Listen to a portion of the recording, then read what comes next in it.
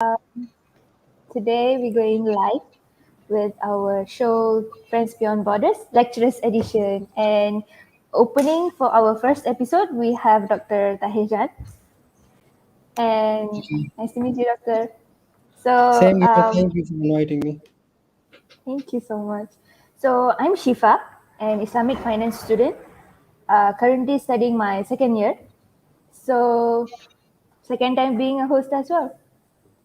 It's good. So, Alhamdulillah. I'm So, I happy to see think, students having these kind of activities. oh, It reminds me of my student life.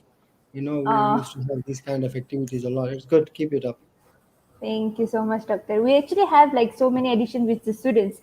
So lecturers edition is like the starting point, and this is the first episode. So hopefully it goes well, Inshallah. inshallah. So let's begin our talk more with Surah Al-Fatiha. Let's go. Okay.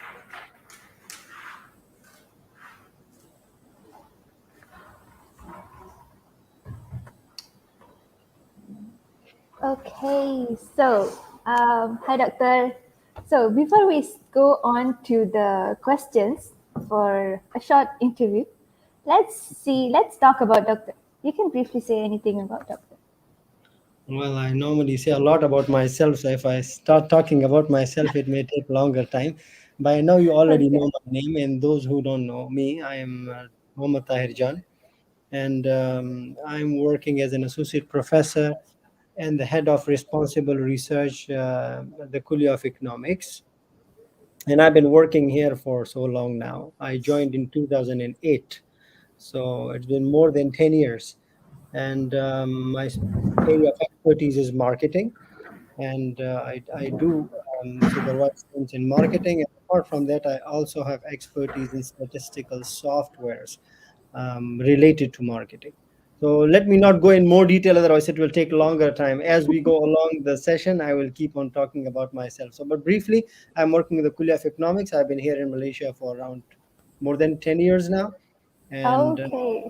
in the same place, in the same university, and Hmm. seeing the same kind of students, mashallah, every now and then. Inshallah, Alhamdulillah. It's nice to hear, Doctor. So, okay. So, currently, Azan, should we stop for a while? Guys, backstage? What do you guys think? Are you guys there?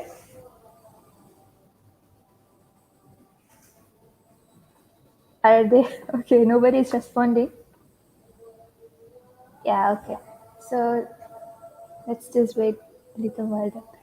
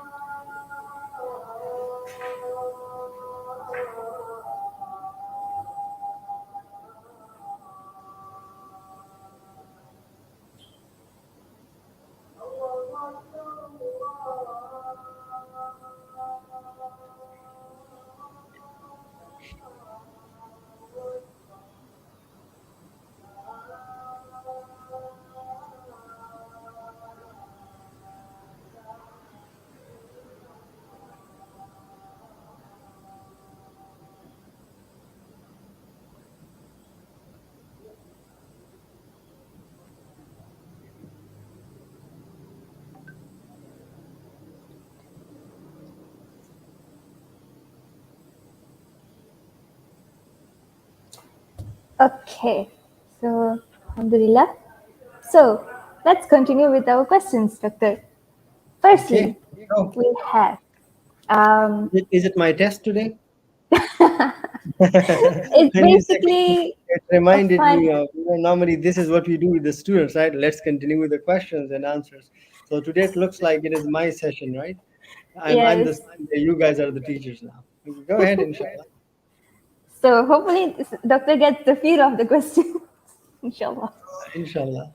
Okay. So the first question is: if you had to briefly explain your country to a foreigner in three sentences, what would you say? Okay, first of all, let me tell those who are listening to us is that I'm basically from Pakistan and from the northern area of Pakistan. Well, overall, if I have to explain the country, I would say it's extremely beautiful, and people are extremely hospitable and welcoming, and the food is amazing. So just to motivate those foreigners who have yet to visit Pakistan, it's a beautiful country and absolutely safe. I don't have to say that actually now.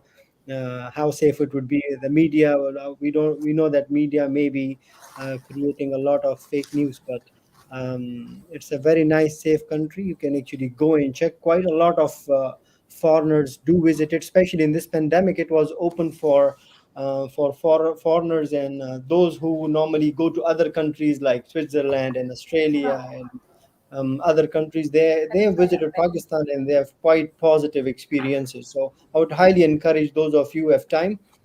You can actually have an exchange there as well. Those of the students, they can actually go for a couple of months to IIUI. We have one of the branches in Islamabad, International Islamic University, Islamabad. So Oh, a lot of students can go there and they can come here. So experience it actually.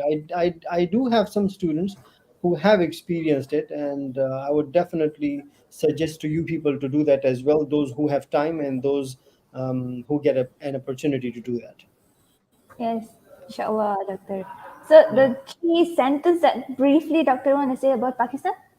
What Well, would I it be? told you that the first I would say that extremely beautiful.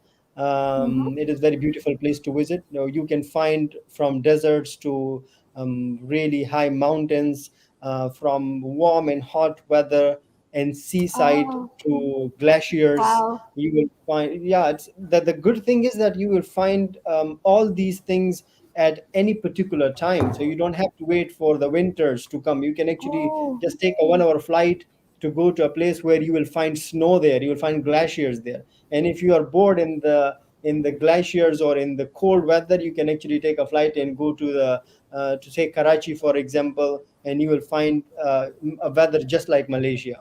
So that is one. The first point is that it is a very beautiful place. The second one is people are extremely welcoming, people are extremely hospitable towards the foreigners. In fact, when you go there, you will see that in most of the places, they would actually not charge you if you buy something. They would gift it oh, to you in most of the places. Of course, wow. I'm not talking about an expensive thing. I'm not talking about going and buying a car there. I'm talking about normal souvenirs. So Yes, Doctor. in most of the parts, we have experienced it, especially those who are foreigners. Even if I go with some of my friends who are foreigners, and the shopkeepers would normally offer it for free. So that's very welcoming and very hospitable people, especially when it comes to food.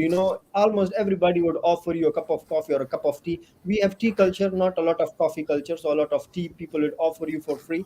And then so hospitality there is, they are very hospitable people, very welcoming people.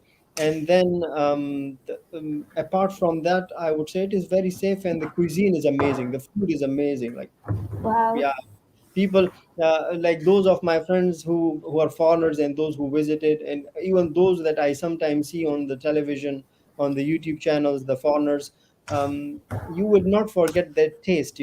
Wherever you go, you will remember that, oh, this thing tastes like the food in Pakistan. And Ah, this kind of, and I would relate it with Malaysia as well. That is also very much same as in Malaysia. We have Malaysian food is very amazing. You remember it, we call it a food heaven. So just like Malaysia is called a food heaven, I also call Pakistan as a food heaven as well. So definitely, it's a place to visit. And if I'm there and you're my student and you happen to come there when I'm there, then it's a bonus for you. You know, you don't need to do anything. Just give me a call and I'd be there to guide you and to help you, inshallah. Inshallah, wow, Yeah. that's a very nice briefing. It's totally different from what we have heard outside. Yeah, And but see, the yeah, media always portray things differently. There are yes, bad and good things everywhere. You know, you choose any part of the world, you will find good and bad things. They say that, for example, Ireland and Finland, they're the happiest countries in the world as per the research and the indexes. But you go, there are also people who are poor, who are hungry, who are not educated. The point I want to make here is that if you want to know about a place or a person, you need to get engaged with the us, place and the yeah. person. Don't blindly believe on the third party communication or that you just hear from people. So and Hmm. plus it's a Muslim country, so for us in Malaysia I think there shouldn't be any problem.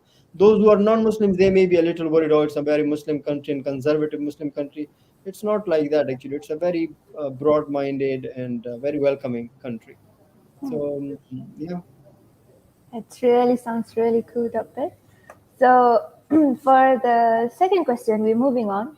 That is, what are the three qualities of Malaysian people that you admire? Three would not be enough. There are a lot of qualities of Malaysian people, but on top of the list Yeah. is that I tell everybody, like everyone. I have friends and family members almost everywhere, from United States to Saudi to all these different countries.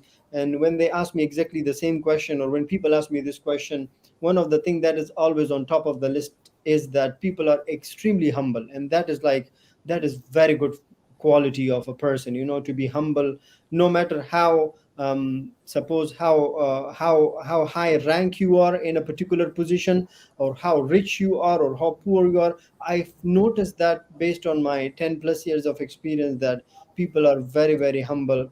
People are helping, they would help you. And that is also a very amazing feature, amazing quality or characteristic of the people. Apart from that, I've also noticed that the people are accommodative. They and I always tell people, apart from being humble, people are also kind of chilled. They're relaxed. They don't take the worldly tension. They, or I don't know, maybe it's an IIM that this is the beauty. And that is one of the reasons that somehow I'm stick to IIM, that people are very relaxed, mashallah. They are not in that hustle of, oh my god, do it, do it, do it, do it. They're just Mm-hmm. relaxed and having, going with the flow of the time. That's a blessing of Allah, to have that peace of mind. I remember before coming to Malaysia, I my cousins actually studied before I came to Malaysia. In 2008 I came.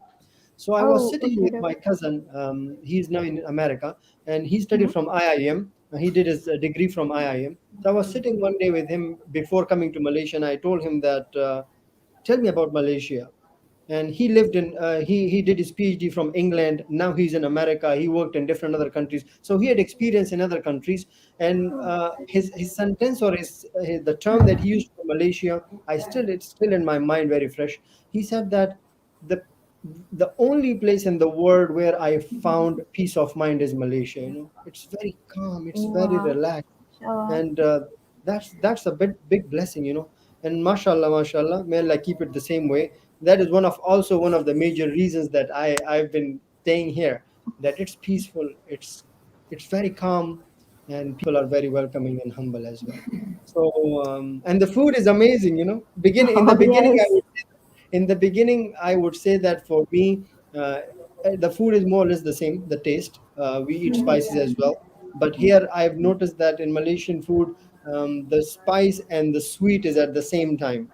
That was a little unique for me. But apart from that, I love the food as well. The food is also very good, and you can find almost any kind of food there. You want spicy, you can go for the spicy. You want the sweet, you can find the sweet. So people are chilled. It's like People are everything in relaxed. one dish. This is not easy to find a country where people are relaxed. Apart from the problems, even this pandemic, I've created a lot of economic issues, but still I go and I see people, they are relaxed. They are just enjoying. And now the moment that the government have announced that everything is open, we see that everybody's on the beach, everybody's in Genting, and they're relaxing, and that's good. That's good. I'm not Yes. saying that relax, because a lot of students would be hearing me and they may take it wrong. It does not mean that relax. You have to do your Yes. thing as well. But a research was conducted. Let me talk a little about research. I'm not going to make it a lecture, but just a little. A Yes. research was conducted, and those people who were on the last part of their age, those who are 90 plus, or those who are, like, we know that they are in the last part of their Mhm. age. They were asked to give advices to the youth. Hmm. And to conclude, one of the advices that they gave was, relax and slow down. Work, but relax and slow down. Give time to your family. Give time to your friends as well, because these are the memories that you will cherish later on in your life. So that is also the beauty of Malaysia, that people are comparatively relaxed. They go with the flow. Everything will Everything go with the flow. goes with. That's a good thing as well. But again, I'm telling you, those who are students and listening to me, it does not mean that just close your books and just start watching Netflix all the time because the teacher told you to just relax, and that is good. No, it means that when you have time to relax, just relax, and when you have time to do work, give it your best shot as well. Yes. It's like about balancing your am i relaxed giving life. you, am I giving you too long answers, or it is No, okay? doctor. So far, it's okay. Okay, let me know, because I love to talk. So if you don't stop me, I will not stop. Okay, doctor. Sure. So I'll just move on. I think this one may we get very interesting question, very interesting answer. Like, have you ever have doctor have faced any sort of discrimination or rude behavior from the Malaysians? Well, the good thing I like about Malaysia, and that can also you attach that you related with the last question that you asked, the positive thing about Malaysia, Positive. and I can answer it along with this question, is that the good thing about Malaysia that I've noticed is that a lot of things are actually predefined. So we know that what is your jurisdiction. You know that being a foreigner, what you can do and what you cannot do, or you should not attempt to do. Some people may call it discrimination. I look at it positively. I think that these are the boundaries that each country define, and it is defined nicely in Malaysia, and I personally like it as well. That, for example, I'll give an example. For instance, that if you're Yes. applying for a particular position, a job, or say a scholarship, so they've clearly stated that if you're a foreigner, don't apply. If you're a foreigner, apply. So the things are clearly defined there. It's not like you apply and then they say, oh, this guy's foreigner, so don't give him a job, or don't give him a scholarship, or he's a local or she's a local, don't give him a job, or don't give. So the things are pretty much clearly defined. If you go, for example, buying something, say buying a home or something, or home is a bigger thing, let's talk about the smaller thing, buying a phone, Small for thing. example, on installment. So they actually tell you clearly that, okay, these are our rules, that if there is a foreigner buying a particular phone, say on installment, you have to do this deposit, $50, $100, whatever it is. Some people may find it not so good, Like, but I look at it more positive and precautionary, I think. So yeah, rude behavior. The next part is that rude behavior is that, everywhere there are people who are nice people and who are not so nice people. At times I'm very good yes. and very friendly. At times I'm not in a good mood and I'm not friendly.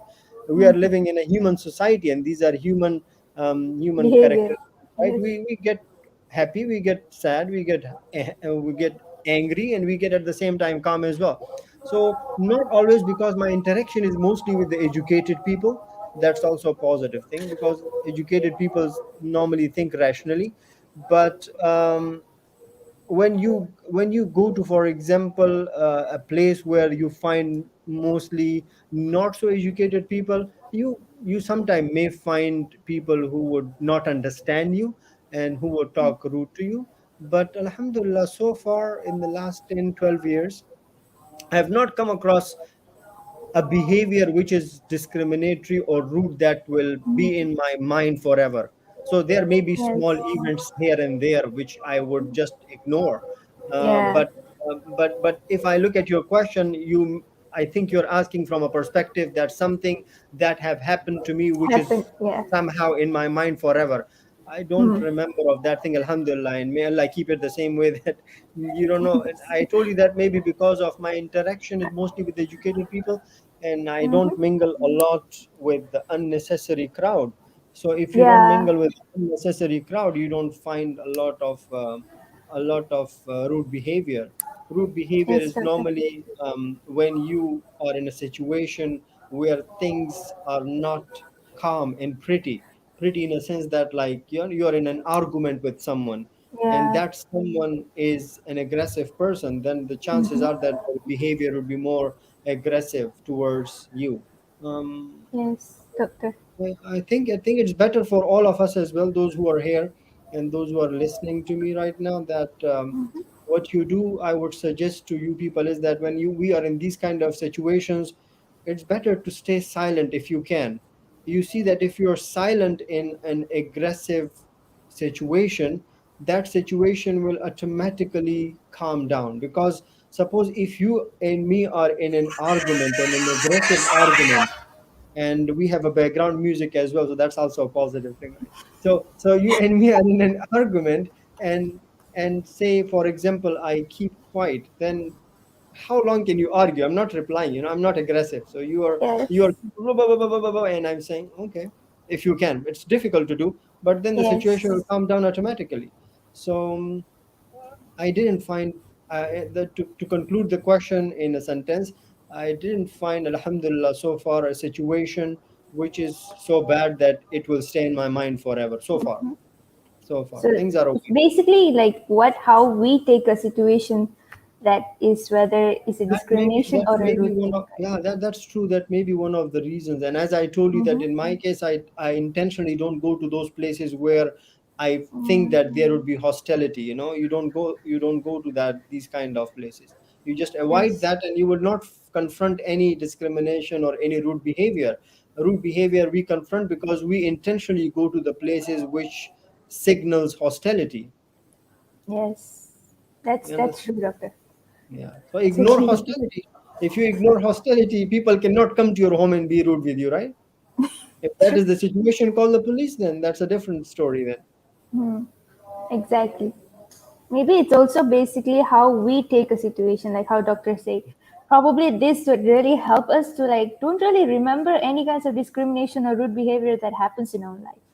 If anything happens, just like okay, maybe that is their bad time or anything, so we just move forward, like how doctors said, and it really So I told helps you, if we don't for the remember. for the discrimination part, as I explained to you, that it's up to us how do we Hmm. look at it. For example, if the rules are already pretty clearly defined, then Mm-hmm. you don't look at it as a discrimination. You look at it a country's rules and regulations. If that Yes. goes against you or that goes in favor of you, that's not you to object on. To The object. government and the experts have already worked on it, and they have defined certain rules. So look at Mm-hmm. it positively. We people, especially the youth who are listening to me, look at things positively if you can, and that will translate into your positive behavior. So even if a situation is actually a clearly discriminatory situation, find out if there is any positive thing in that Yeah. situation. Find out why it is discriminatory. Is it Yes. because I am of a different color, I'm a different, because I'm of a different religion, because I am Hmm. of a different nationality? Find out and then sort it out.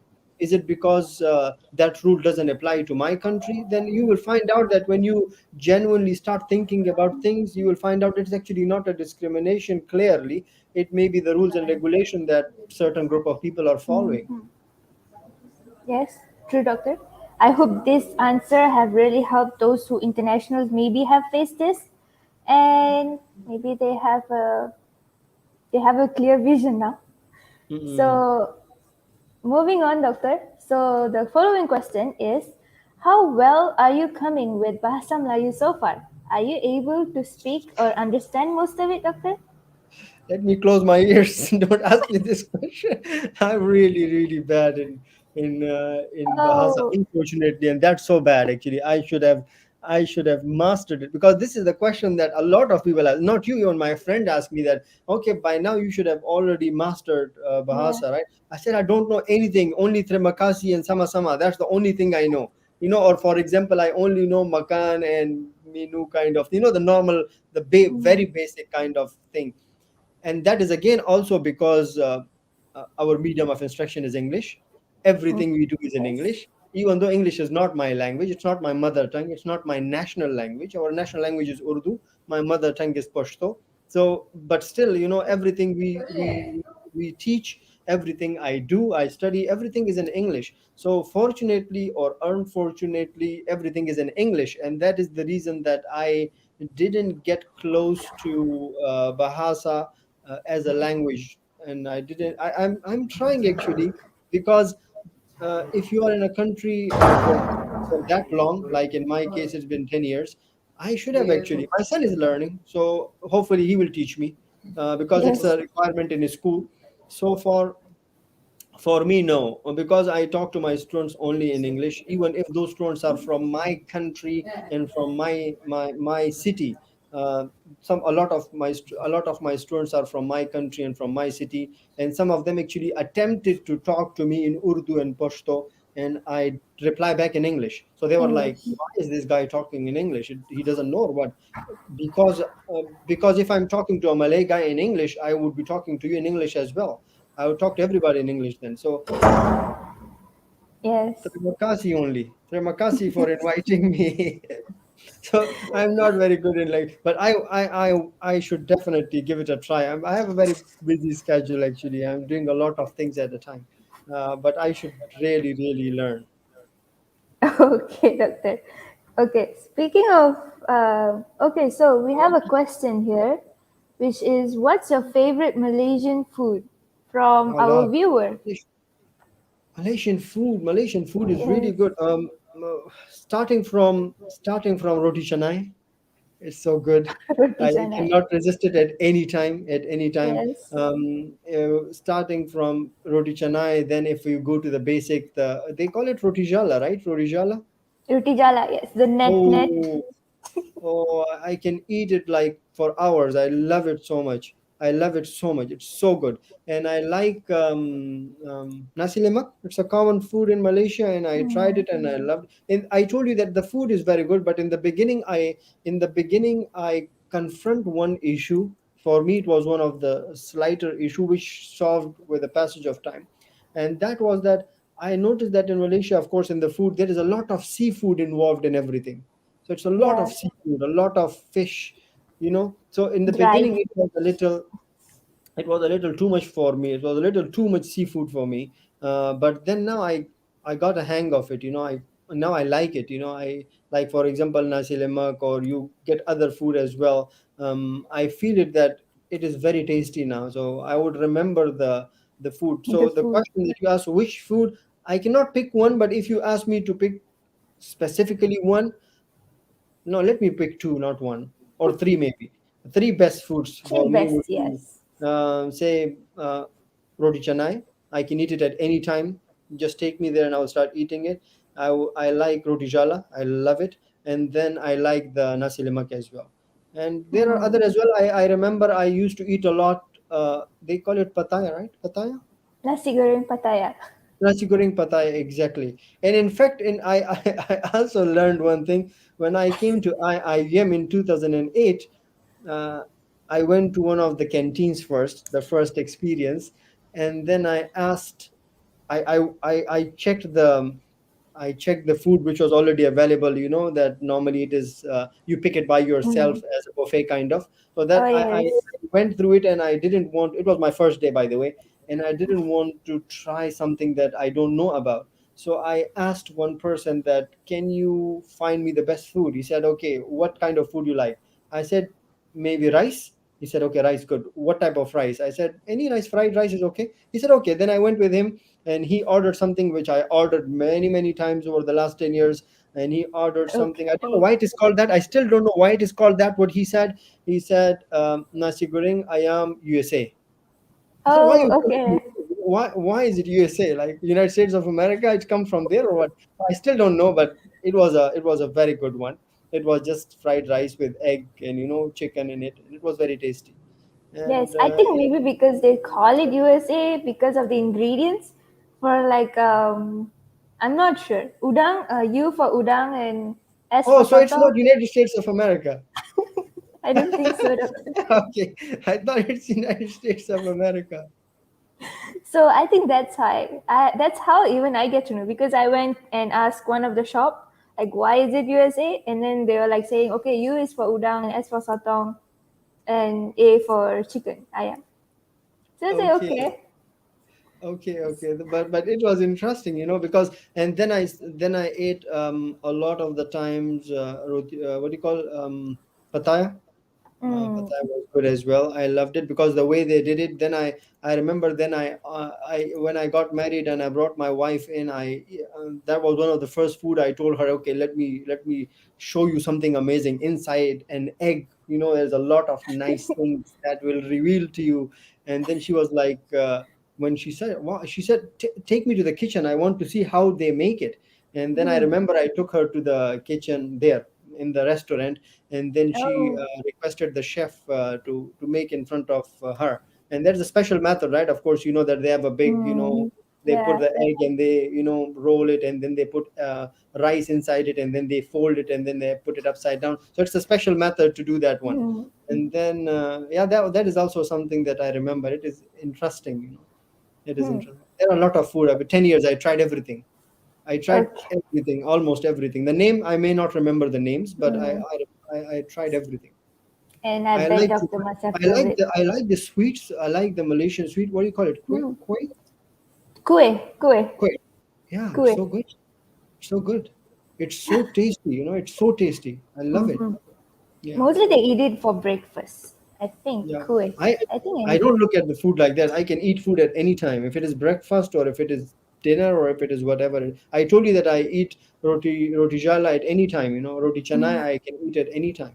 So yeah, the food Okay. Malaysia is called the food heaven. So it is not Mm. easy to pick any single food. You travel from Kuala Lumpur to Kuantan to Yes. Kelantan to Penang. There are different Different kinds of specialties food. that you can Every try. state has a Yeah, yeah. different So food. everywhere, the grilled fish. Sometime you Mm. go in near the seaside, so everything is very good actually. Okay, Alhamdulillah. doctor. Moving on from the food, I bet most of our viewers must be like hungry I'll be because of hungry, the right? food. Yeah, probably because we just described it.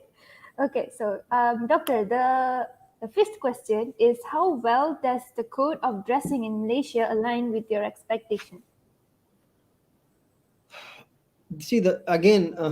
I may be sounding, I may be sounding too artificial when I praise things a lot. But to be honest with you, that comes from my heart. It's a Muslim country. That's a big blessing.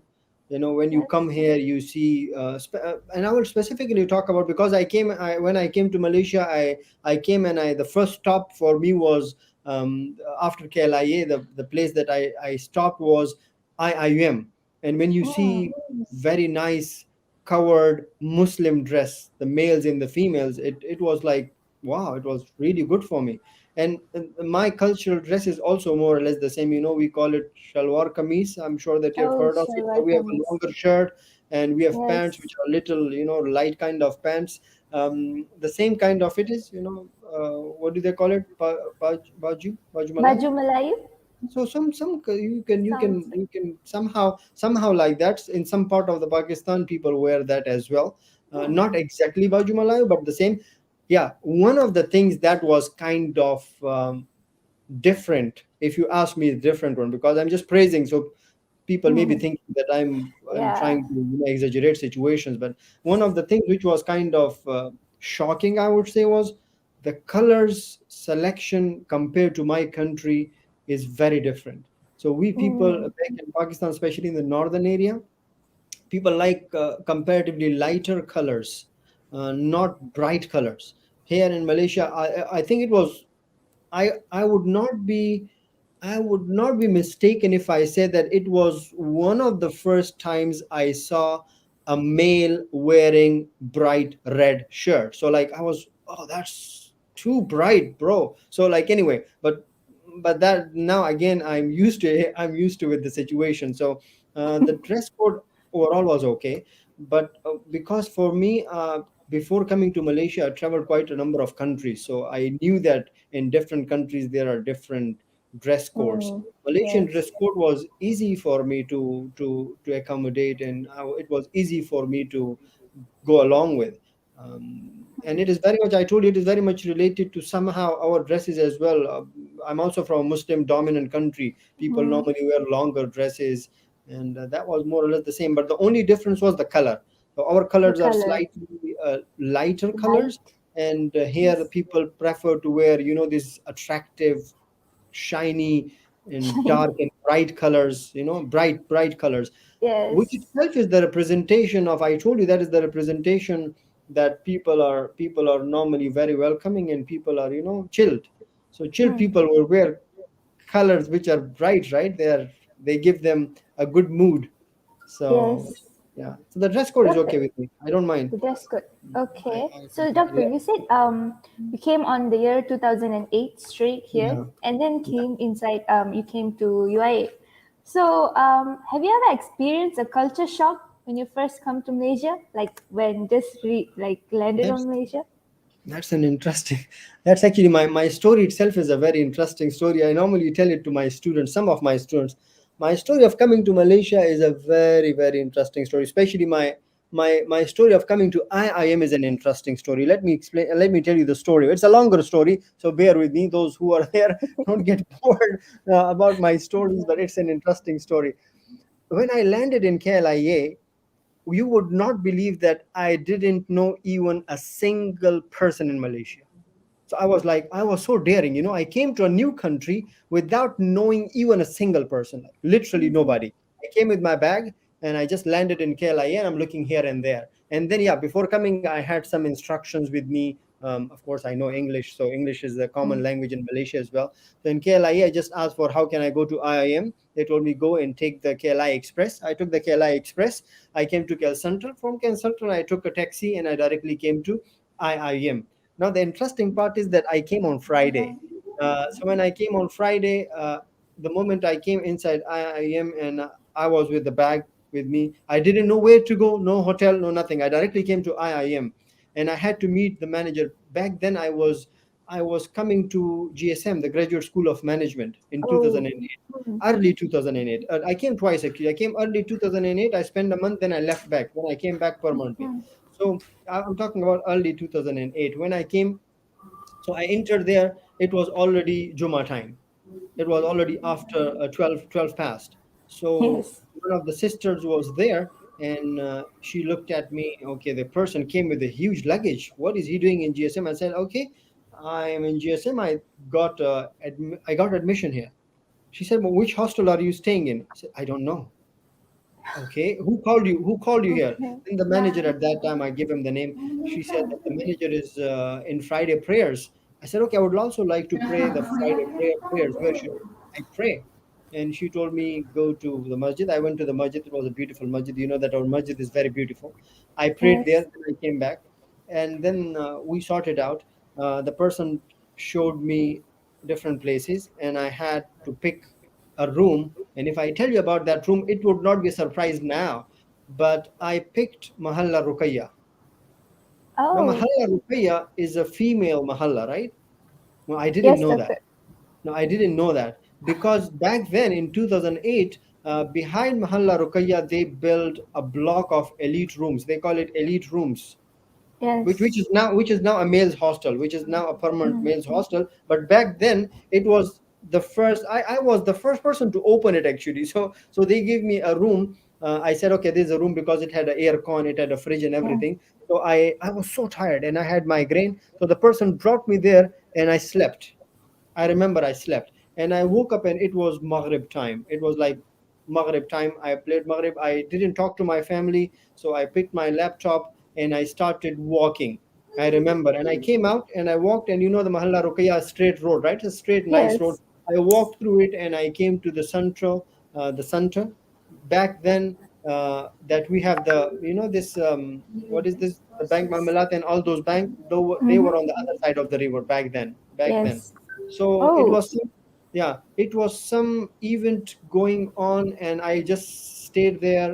It was a concert, I remember, and I sat there near the riverside, and I opened my laptop. I talked to my family, and then it was dark. It was then after Isha, and this is now the interesting story. When it was Isha, I started feeling hungry.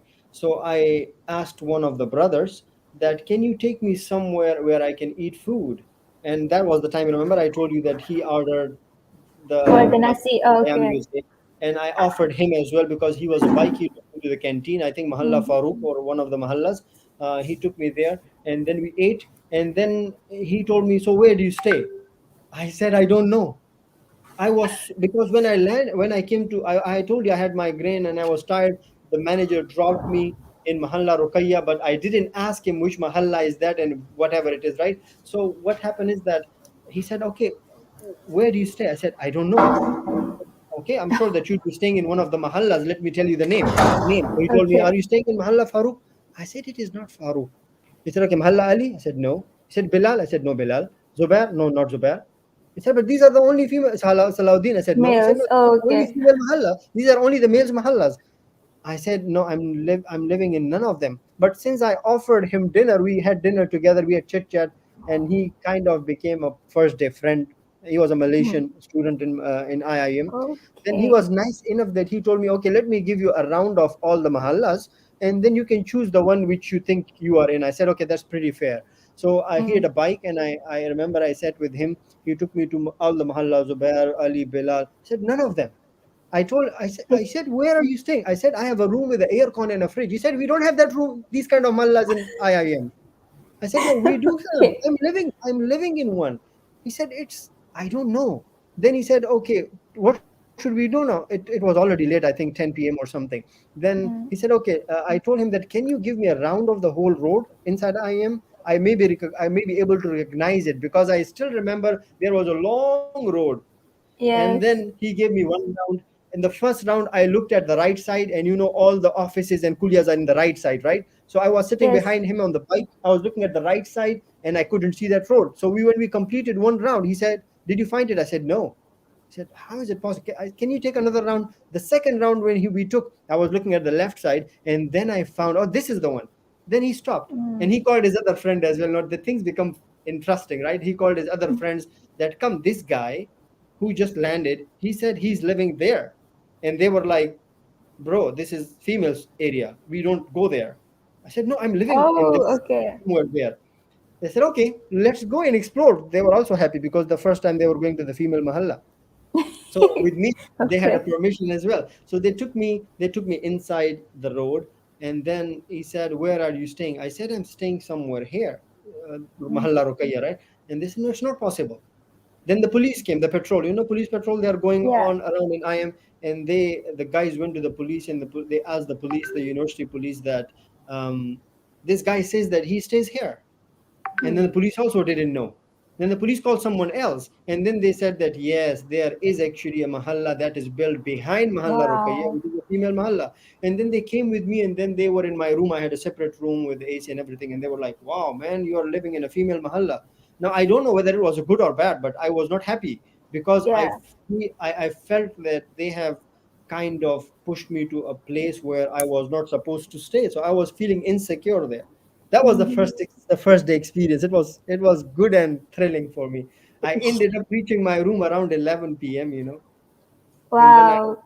so, so cultural shock. I didn't have that cultural shock, that type of cultural shock, but I had this experience, which was itself a very, very interesting experience, Yes, taking longer doctor. time. How I long is think our this. session, by the way? I think it's 8 to 9, but it's Okay. okay, doctor. I think basically the story has included this following question, which is getting adjusted with the Malaysian culture and the places that you cannot forget. I Yeah. think it's probably the first day, I doctor. cannot forget Mahalla Rukaiya. This is the place that I would also always remember. I remember, and I told you back then the whole building was new building. I was one of the Hmm. first persons living there. There was no Oh, canteen there. Nobody was living there. I was on the ground floor, and back then there were okay. no fences. So there was no Hmm. fences between Mahalla Rukaiya, the female mahallas, and my rooms. So I was like Okay. allowed to go. I remember I would actually go inside the female mahalla to come to the main campus. So that was like Oh a, yeah, just that one. was something that I don't think I would forget. And this was a good experience for me. It was a thrilling experience. The first day was very thrilling, and then I enjoyed it later on. I stayed there for a month, for 1 month, and those guys visited me quite frequently. Then I don't know who those guys are. I don't know their names. I'm sure that they would be now already working somewhere, but they visited me frequently because it was a a unique experience for them as well. Yes. Okay, doctor. So moving on. This is kind of interesting. What are some drawbacks you face here as a lecturer in Malaysia? Yeah. Sorry for those who are my students and listening. I'm saying sorry in advance. The students here are not very not very interactive in the classes. So I taught in many countries. Before coming to Malaysia as a lecturer, I taught in Pakistan, I taught in Afghanistan, I had sessions in Dubai, in different countries. Um, and based on my previous experience before coming to Malaysia, uh, people used to talk. The students used to talk a lot with us. Like I had classes with MBA students before coming to Okay. Malaysia, and they used to talk. And I would put a topic. I remember I would put a topic on the whiteboard, and then the whole 3 hour session would be just discussion, discussion, discussion. Here, when I Wow. came, my first class in late 2008 or early 2009, I remember Hmm? I was in the same mindset, and I started coining a topic in the class. I started discussing a topic, and nobody actually asked me anything. And then I said, "Any question?" Nobody asked me any question. I had like 40. You have 40 students 40 people sitting in front of you, and none of them ask you a question. Then I normally tell my students that if you don't ask me a question, I will assume two things: either you understood the topic completely, or you didn't understand anything that At I said all. so far. So Yes. yeah, so we understood the topic. Okay, then, but you don't ask any questions. So that is one of, in the beginning, it was difficult for me to adjust with it, because I was kind of used to with discussion based classes. It's marketing, Hmm. right? I'm teaching marketing Yes. courses. And marketing courses, you have to discuss things. What happened to you? What Hmm. what are the ads that you watched today? What are the ads that you saw in the newspaper and the magazine? And if you don't receive a reply from the student, now the good thing is that is, I told you about the negative part. The students don't participate, but the good Yeah. thing is the students know the answer. You just have to Hmm. ask them. And that is Yes. slightly different, because back in our country, or the places where I taught before, the teacher don't have to ask the student that, okay, Shifa, tell me the answer. No, when you Hmm. ask, okay, anything, then the student will start raising hands. Can I participate? Can I participate? Here we Okay. don't have Wow. that culture. Here, we don't have that culture of participation. I only find it in my classes, which are executive MBA classes. Still in Oh, IIM, we have MBA we have a classes in we IIM, have doctor. we have Okay. part-time MBA class, and those people are mostly employees of organization. So those people participate, but the rest of the students, I still find them that they don't participate unless I ask them. So when I ask them, and then I build this habit or this practice in my classes, that I normally ask students. So I make them talk. And for some Hmm. students it was good, for some students it was not good. When I see comments of the students that we receive being a teacher by the end of the semester, some of the students praise this habit, that the teacher asked, like Dr. Tahir asked a lot of questions from us. And some of the students say that this too much, he asked a lot of questions and make us talk, so it is uncomfortable for us. So anyway, Oh, that's okay. how we learn. So that is one of the challenges. I would definitely say that, being a student, you only learn when you ask. When you Yes, don't that's ask, true, you don't doctor. learn. So students do ask questions, I even if totally agree because for me, I prefer like students asking the lecturers so that they would like okay, both parties they understand. Okay, the student understand, or like being in a class when like all of a sudden quiet, nobody's willing to ask. Even people who wanted to ask actually feel like okay, should I ask or shouldn't? It's mm. many being a student face that a lot of the but so. I'm happy to see that, like, if I compare it, my experience as a lecturer when I joined back like 10 years ago, then currently, I still Mm-hmm. find the students are have started now participating slowly and gradually. It's not that high level of participation, but if I Right. compare it with like 5 to 10 years ago students, Mm-hmm. now the students are somehow, maybe because they are getting this advice, these advices from the teachers and mentors, or maybe they are listening to different people Yes. on the social media who say that do participate, build your interpersonal communication skills, and this is the time for you people to build it. When you're in a class, That's it's a true. kind of practicing stage for you. So practice as much as you can. When you go to the practical field, you'd be ready to have that skill To already. engage in. Yeah. Yes. So if you don't know how to engage and how to participate and how to interact now in the classes, later on when you make mistakes it would be more embarrassing. Right now in the classes it is not embarrassing, because in the classes you're supposed to make mistakes and the teachers are supposed to Yes. correct you. So do these kind of mistakes in the classes rather than waiting for the practical life and then getting scared, Mm. and interacting. So build intercommunication skills, learn how to talk to people, how to talk impressively to Yes. people, not unnecessary talking, but like talking when it is necessary. Hmm. That's true, doctor. Yeah. So we move on to the final question here, which is what are the three things you like about IIUM, and if you were suggest three things to improve in IIUM, what would that be? I love everything about IIM. Don't ask me this question. Everything. I'm like, I'm literally in love with IIM. MashaAllah. La hawla wa Hmm. la quwwata illa billah. Mashallah. I love everything. IIM is my home. I've been here for 12 years now. This is the country where I stayed the most in my life. In the most in my life. I Wow. didn't stay this much anywhere else. And especially IIM. When people from here and there contact me and offer me a position in different organizations, one of the things that make me think not to go is because of IIM. It's a beautiful place. It's a beautiful place to stay. So IIM is very beautiful. It's a Muslim university. That is a positive thing.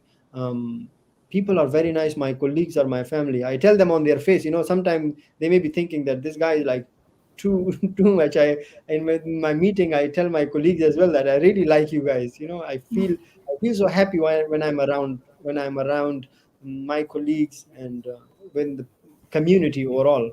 So itself IM is a very good place generally. You talked about IM or you talked about Malaysia? IM, right?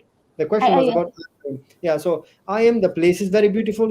How amazing is the campus? You go to other campuses, they are not that beautiful. Those of Yes. you who visited other campus, IM is in the middle of mountains. You see, this is well.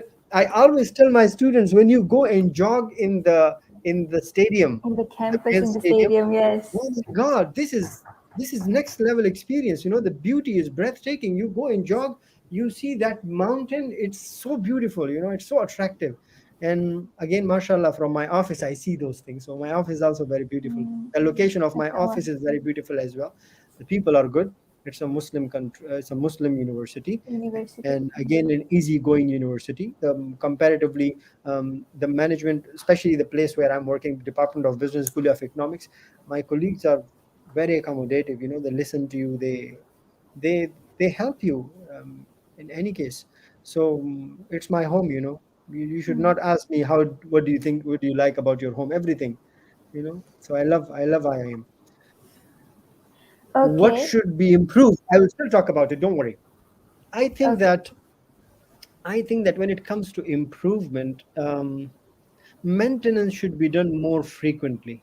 I think maintenance should be done Maintenance. more Yes, doctor. frequently, because the architecture is so beautiful and unique in its own way. And if it is not maintained regularly, properly, it may be it may damage the campus, the beauty of the campus. So I still think that the maintenance should be done more frequently, and focus should be given to preserving the beauty as it is. If it is not maintained properly, it will eventually uh, damage the beauty of IIM. And IIM, I Mm. always say to everybody, it's a beautiful campus, a beautiful place. True. Doctor, in a meanwhile, I'm really sorry. We have few questions and I thought it would be 1 hour, but our session ends at 9:30. So I'll be moving on with questions. And before that, we Oh, have another viewer who asked, Doctor, this is Mahbub Anwar. What would you suggest someone willing to be a lecturer here in Malaysia or IIUM? first of all, Mehboob is my very good student. I remember him from my MBA class. So I still remember Okay. Mehboob. It's the same Mehboob, right? Mehboob Anwar. I think it's the same Mehboob who is my MBA student. What would you suggest someone willing to be a lecturer here in I would suggest that give it a try. If you get a job in IIM, that's the best place to work in. The best Mhm. place to work in. It may not be best financially, I'm telling you. So to be frank with you, it may not be best financially. Other Financial. universities may give you bigger, good package. They may give you better perks compared to IIM, but it's not always about money. It's about the peace Yes. of mind and the comfort. And money, I'm not saying that having money is not good. It's good to have bigger salaries and good perks, but if it is at the cost of your quality of life, then I would suggest not to go for it. Look at your colleagues. They say that don't select a job, select your boss. you know That's true. so the same I will apply to don't select a job, select the people who are your colleagues. If those colleagues are the kind of colleagues who always discourage you, who always demotivate you, who are not happy with you, no matter how much salary and perks you are getting, they are by the end of the day worthless. You'd not be happy, right? If you're working in That's an true. organization that the boss tell you, or for example, it's an environment where you have to have a lot of deadlines and it's a lot of stress there, then don't go there. I always tell students to find something that you love, to join. So back to the Mehboob's question. If Yes. you are willing to join as a lecturer in IIM, first thing, find out if lecturing or teaching is something that you love. If True. teaching is something that you love, then you start searching for the universities. And if you get a chance in IIM, everybody can get a chance. If I got a job, everybody can get a job in IIM. I think everybody's special in its own way. So try your luck.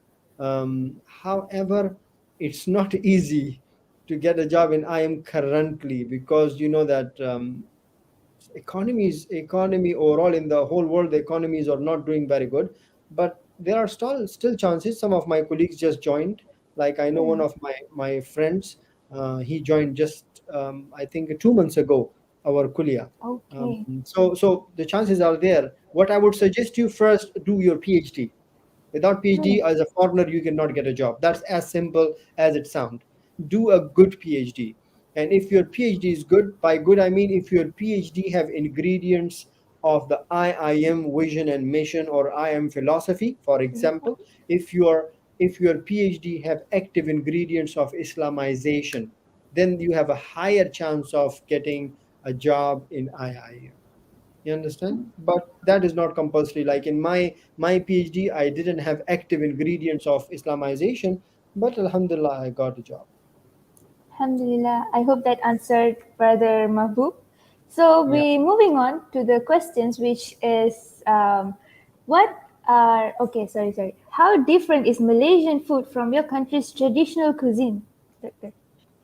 If you talk about my traditional cuisine from the northern areas, we don't eat spicy. Hmm. We don't use spices a lot. Our food is very naturally colored rather than the spices. But as I Spices. told you that in Pakistan we have so many different cultures and different languages, and we have different provinces, just like we have here as well in Malaysia. So in some of the parts of Pakistan we have very spicy food as well. I'm sure that everybody have heard of biryani, right? So biryani is a very famous Yes. food in Pakistan. So biryani is something which people eat here in Malaysia as well. So that is very similar, right? Roti, the roti chanai that I'm talking about, that I love it, is because we have something similar. We have in the breakfast we eat paratas. We have paratas here as well. So a lot of similarities in that context as well. However, in our food, like in our normal food, we normally don't add sugar. We don't make it sweet. Our food is either spicy or not spicy. Sweets are used only in desserts. But here in Malaysia, we know that we have food that you eat. Like for example, you have curry sauce, and the curry in the curry you have some sweets as well. Your Sweets, taste yeah. buds will tell you that it is something sweet is inside it, which itself is also beautiful. These are Hmm. different differences and similarities. So it is not very different, and it is different at the same time, depending on which part of Pakistan and which part of Malaysia you're comparing. So if you Hmm. compare biryani, biryani is the same. Biryani is the same biryani. If you compare roti canai, we have the same kind of roti. We have, for example, paratas and these kind of bread, which is more or less the same. Rice, same rice. Fish, same fish. True. The way it is cooked is different, slightly. Hmm. True, doctor. Speaking of biryani, I bet doctor must have biryani today since it's Friday. I I don't know. I have to check what my wife is cooking. Probably not every Friday, but whenever it's up to the mood. So whenever we have a Hmm. good mood, we just make it, and we have different type of food. I told you we have biryani. We have other type of rice as well, where we include a lot of dry fruits in it. So we have, Oh, like for dry example, fruits. almonds and kishmish in it, and all these kind of dry fruits. So that kind of rice is also very much, and we offer it with the lamb or with the beef. Oh, So okay. that is not spicy. It has a different taste. You understand? And Yes, doctor. I have to check what my wife is cooking today. I didn't ask her. Okay, because speaking of biryani, we just had like Pakistan biryani today. Me with my Oh, friends. So we oh, were like, really? okay, The yes, doctor. spicy one or not the so spicy one? I Because think it's not so spicy. It was just normal. similar like Malaysia, because the biryani tastes more or less similar like Malaysia. You go to any, for example, Hmm. outside restaurant, they call it what, mamak shops, right? You go to Hmm? mamak restaurant, you find the same Oh kind yes, of biryani there. So it's more or less the same. yes. But it was Pulao, yeah, really pulao. Who said it? pulao. Abdul Majid, someone from the chat. I was just looking at the chat. Abdul Majid mentioned Okay. about the pulao. Yes, correct, pulao. Wow. Pulao is I very bet good. our viewers are probably hungry. Okay, so then we will not Hmm. hold them for long. I hope Yes, they doctor. enjoyed the session. Please do ask me questions related to anything that you want to Oh, ask. yes, doctor. We have final one, final question. Then we're moving on to few games. I just have Okay. one game, we came up with. So the Okay. final question is: the festivals here celebrated the same way as they are back home, doctor? No, No. very different. Not Okay. very different, but Hmm. different. I loved when I saw the first time I experienced Eid in IIM. Okay. And after that, until the pandemic, after that, the first time I experienced Eid, I think it was in 2009. Until that, from 2009 until the pandemic, every Eid I celebrated in IIM Masjid. Do you believe that? Because I loved Wow. it so much. Well, Yes. because of so many reasons. It is very multicultural, so you see all different type of cultural people. And normally, was talking about the festivals, I'll just talk about Eid here. In Eid, for example, after Eid prayers, the males, we hug Hmm. once only, but here they hug like many Three times. times. You just hug, Okay, many. you keep on hugging. And then in Pakistan, for example, when we hug, our common tradition is that after a hug we shake hand. Hmm. You understand, right? So when you come Yes. as a newcomer from Pakistan, you hug, so they would not let you go. You have to hug few more times. Then you hug few more times. Okay, that was awkward for you. Then you let it go, but then you would proceed with shaking hand, but then nobody would shake hand with you, and that is also awkward. So these two, these two are the Yes. slight differences. The rest of the festivals are the same. Of course, we don't have other cultural, other Hmm. religious festivals active, just like we have actively in Malaysia. For example, we have a lot of non-Muslim culture, non-Muslim festivals in Yes. Malaysia and non-Muslim holidays in Malaysia. In Hmm. Pakistan, we don't have non-Muslim festivals active. It may be happening somewhere in the minority areas, but not celebrated openly or nationally. We don't have any national.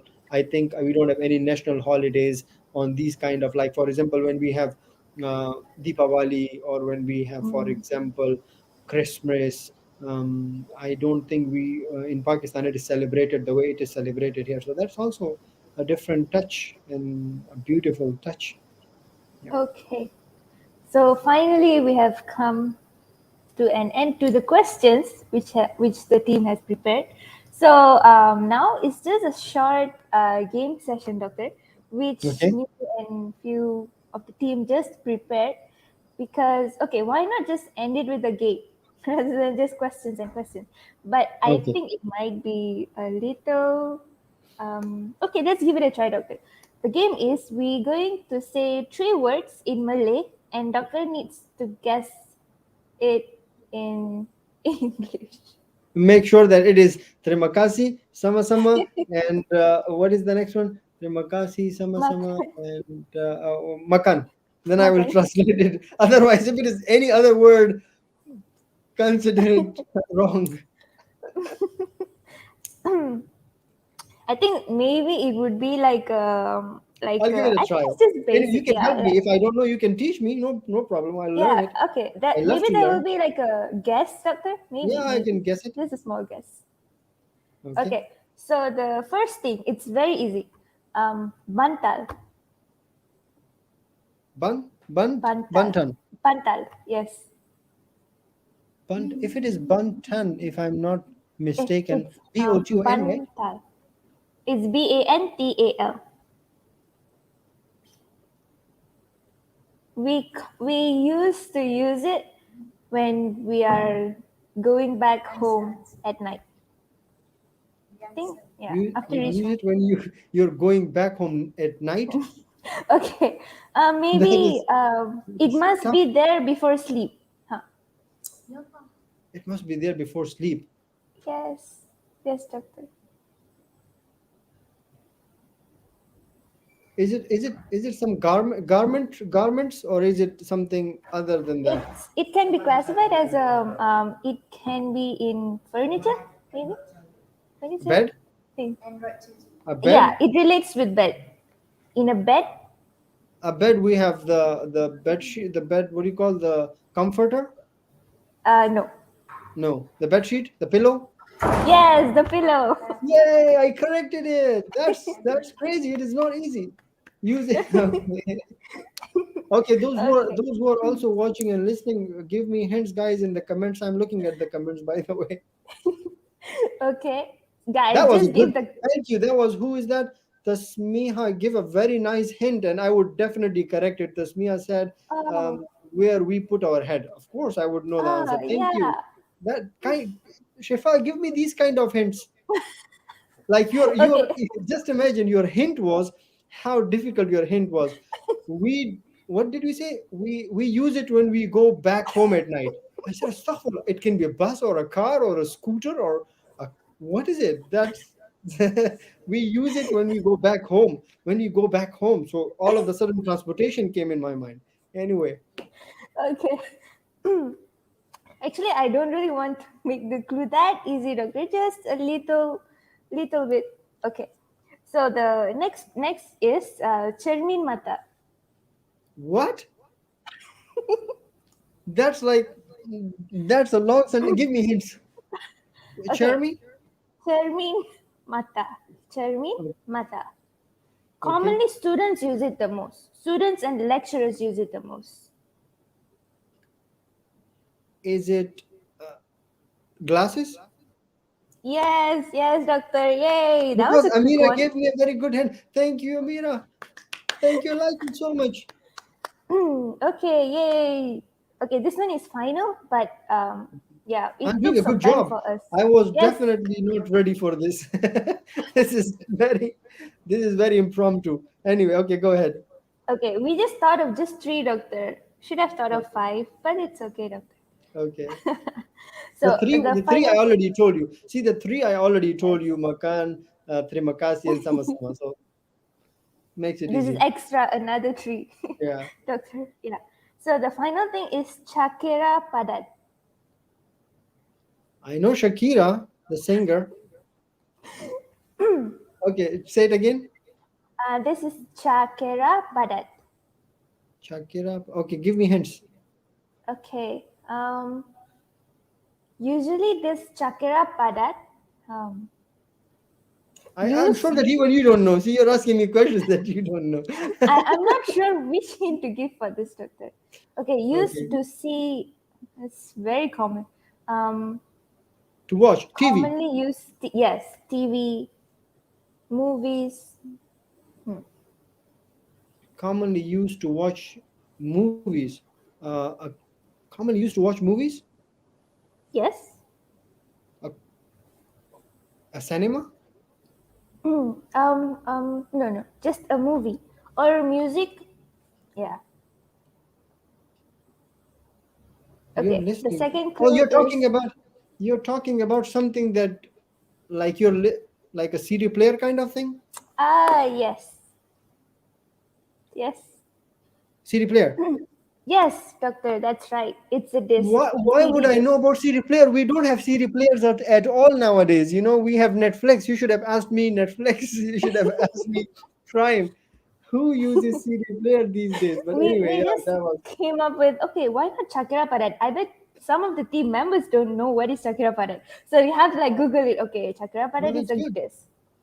That's good. That's good. It was tough, but it was informative. Hmm. I have to do these kind of practices. I will ask my son to ask me these kind of words in Malay so that I can reply to it. Yes. Yeah. Okay, so finally the game is over. Now we can look into our comment section. If Okay. any of the viewers want to ask something to our lecturer here, you guys can just proceed Some of because you we have maybe few minutes. some of you who would like to come to my classes, in case if you happen to come to my classes, I am teaching marketing courses, all the marketing courses, but normally the marketing courses I teach very frequently. Just note it down, those who would be interested to join, maybe if they have not joined yet. I'm teaching marketing research, I teach retail management, I teach internet marketing or digital marketing to the undergrad students. Okay. To the master students, I teach digital marketing or electronic marketing, and I also teach sales management. To the MBAs, I teach marketing management. So marketing related courses, those of you who have this course in their curriculum and they want to join, most welcome to the classes. I hope that you will enjoy the classes once you join it, inshallah. Inshallah. I'm taking marketing this semester, doctor, but I'm a Which finance student. marketing? Which I'm taking marketing marketing principles? principles. Yes. Marketing principles, I taught it for so many years, but now Hmm. I'm teaching advanced level courses. The Oh. marketing principle is the basic level course, but what you can do is that marketing principles and other marketing courses, I do have my own platforms, my own video platform. Like I do have YouTube. I don't use YouTube a lot nowadays, but I have my own marketing platforms. I have courses on the Udemy. You know Udemy. Yes. Udemy is a online course Online hosted. course. I have Yes. quite a Right. number of courses there, marketing courses, some non-marketing courses. I also have my own personal platform that I'm running when I have free time or maybe on Saturday and Sunday, and I do upload courses sometime there, and it is called the Marketing School.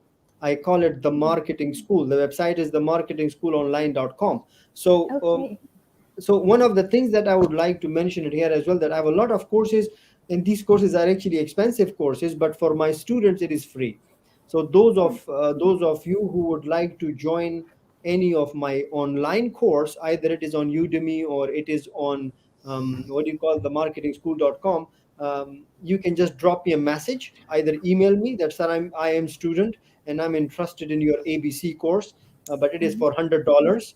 I cannot pay $100. Can I get it for free? Then I will give you a link which will give you free access. So for my student, of course, for my direct students, it is always free. But those who are from IIM, I have this. What do you call? I have this contribution Yes. towards the IIM student, that I give them the links to my courses for free, even though some courses are actually expensive. My marketing fundamental course currently on Udemy is for $100, but Hmm. I give it to my students for free. So any one of you, even you, for example, Shifa, you're currently Yes, doctor. taking you're Yes. currently taking marketing principles. So I have Yes. almost all the chapters covered in those courses. So Okay. let me know if you want and your friends want access to some of my courses. I can give you free access. Okay, doctor. then you can enjoy the video and learn from it, inshallah. Yes, That would that be would be really great, doctor. that would be my gift to all of you who have invited me today. Oh, thank you so much, doctor. That is a very, very, very helpful gift for me because Yeah, since I'm inshallah. currently taking my All of you, alhamdulillah. and to all of you, I told you Yes. that even on my personal website, there are even more courses, so do visit Hmm. and see. YouTube is of course free. I have sometime I upload videos on YouTube, but because I'm very busy and I have my full-time commitment in IIM, so I Mm-hmm. don't get time to run multiple platforms. um, but I've already prepared on Saturday and Sunday, or on holidays when I have time, I do prepare video lectures and I upload it on my personal platform and on Udemy most of the time. So do see it out. Let me put the link for you. Then you may share it with people if you wish. Okay, give me Okay, one second. doctor. Sure. Okay, let me find.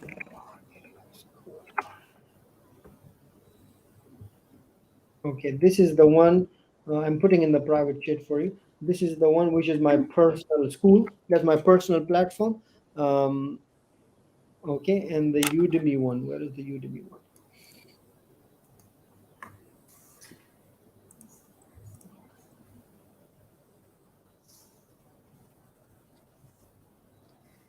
Did you get it? Yes, doctor. The first link is here. I think the team is must be taking it in. And the other one is the Udemy one. So these are the two Okay. links. One is my personal one is the Udemy one. Both have more or less the same courses, but in different styles. You can see which one you like it. And again, I'm telling to all of you, those who are listening, for all my students, it is absolutely free. Don't get scared when you look at the price. It is not for all of you. For those of you who wants to join, just let me know. I will inshallah generate a coupon for you through which you can actually join the course for free. So you just click on it and Okay. you will enroll in it if you are interested. And these are all video lectures. However, learn from it and contribute back to the society after you learn something from those lectures. And don't forget to pray for me. Yes, doctor. For sure. Okay. Doctor, there is the member team asked something in the group chat. Okay. Yes, yes, yes, yes. Do share it on YouTube and do share it what do you call, on any platform that you want to share it on. I don't have any problem. No problem. Okay, who else is asking me questions? Will Okay, you be doctor. visiting your office recently or working? I do visit, Mehboob, I do visit sometimes. You didn't come to my class, by the way, and I'm not happy. He's still, I think, in one of my classes. So Oh, okay. I do visit when it is required, once a week, sometime once in few weeks. But since the work is from home and my class are from home, I already brought in all my office to my home. Now I have my home office. If I show you, it's a little messed up, but if you see, all my books and everything is around me right now, so everything is here, as you Okay. can see. So that's why it is more comfortable for me. For this semester we have online. Next semester, inshallah, we are planning to go. Next semester we are planning to go physical in the face-to-face classes. Then I'll be regularly there. But for now, Hmm. if you really want to have a meeting with me, you can have virtual meeting with me. Drop me an email and I'll give you some link to join, inshallah, at the free time. Inshallah. I bet students of sir are like super excited. Yes. Hopefully, Where inshallah. where where have you been in Malaysia? Been so far in Malaysia? Uh, Have you been so far in Malaysia? Which place in Malaysia is your favorite? Hmm. that is also one of the things Yeah, that one of the. not very good, because just like Bahasa Melayu, I didn't learn it a lot. I didn't visit Hmm. a lot of places in Malaysia, unfortunately. I did visit some of the main places like going to Malacca, Penang, Kuantan, Langkawi. Okay. These like the major places I visited. Major But places. some of the Hmm. non-major places I have not visited so far, because my one of the things that I do is normally I travel with my family, so I don't prefer to go alone. So I travel with my kid and my wife, and at times, um, at times going and finding a nice place to stay in the remote areas is not that easy. So, but I did visit some of the major places, and I stayed for as long as I could, keeping in mind my schedule. Most of the time, we go for conferences and classes and seminars and these kind of things. But the major cities, I did visit. As soon as the pandemic is over and the things are settled down, I will inshallah start visiting some of the major attractions that I've been waiting for. Okay. So, If you uh, recommend any place to visit, let me know. I would definitely put it in my bucket list. Yeah. definitely, Doctor. I wanted to say you should visit Penang or Langkawi, but Doctor has Penang, I said it, stayed in so Penang for a few days. I stayed there. Langkawi, I went so many times. hmm, Langkawi is quite common to me. I went to Langkawi so many yes. times. Malacca, Langkawi, these close by places, I went to them. Hmm. I didn't go to Sabah Sarawak. I like this is on my list. Oh, okay. I have to go to Sabah and Sarawak. I've never visited that, and a lot of my friends are there in different universities. They have a university there as well, and they told me it's a nice place to visit, and definitely I have to visit. A lot of my friends are suggesting me to visit some other places, like for example, Pankor.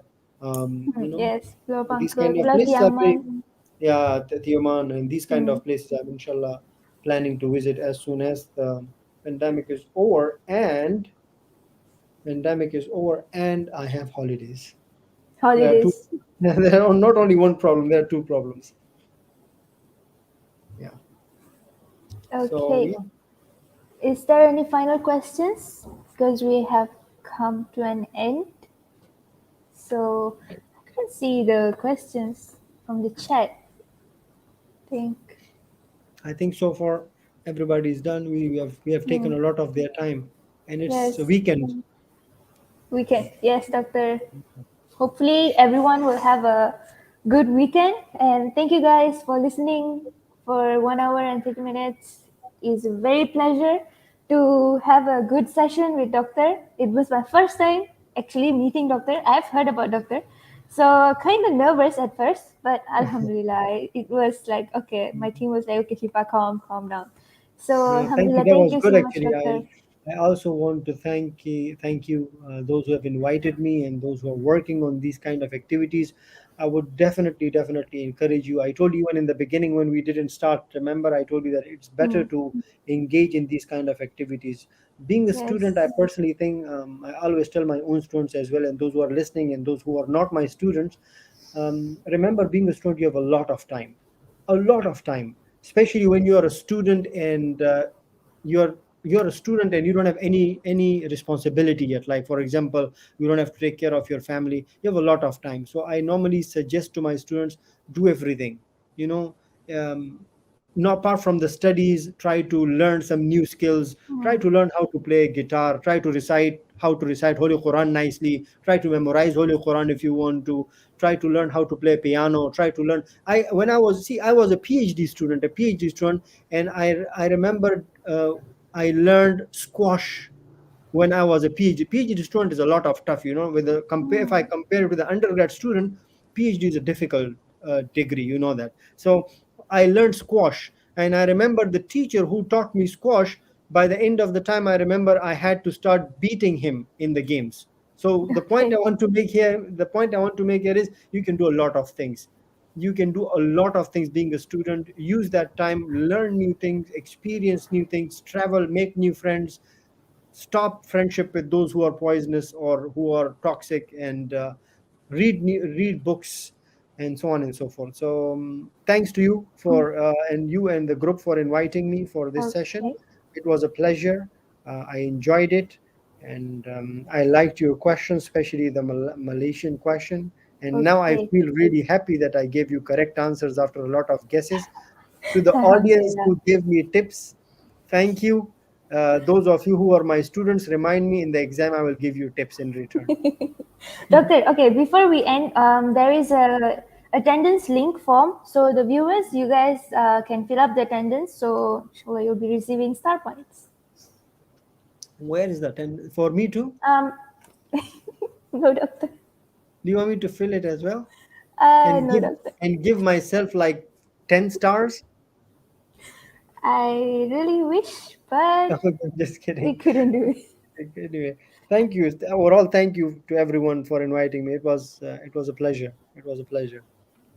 I hope Thank to you, have more Doctor. sessions, inshallah, with you. Not about me, but about a topic, Inshallah. inshallah. If it is possible, maybe I would love to share any topic of interest of the audience. So to the team, inshallah, those of you who are interested, you maybe have a quick poll and ask students what topic they would be interested in. Mostly motivational topics. I normally do motivational topics as well, for students, or presentation related topic, not the boring Mhm. course related topic, but more interesting topics. And I would love to come and, inshallah, be a part of your team to have these kind Inshallah. of sessions, inshallah. Inshallah. That would be really great, Doctor. That would be really, Inshallah. really great.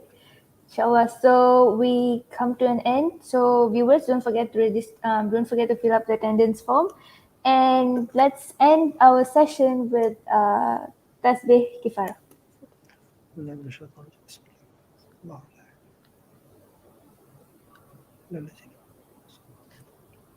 Ameen. So okay, thank you so Thank much, you. Doctor. Hope to meet soon. Take care of Inshallah. yourself. Have a very, very good night, and inshallah, see you again later. Assalamu alaikum See to you. all of you. Walaikum salam. Thank you, Doctor.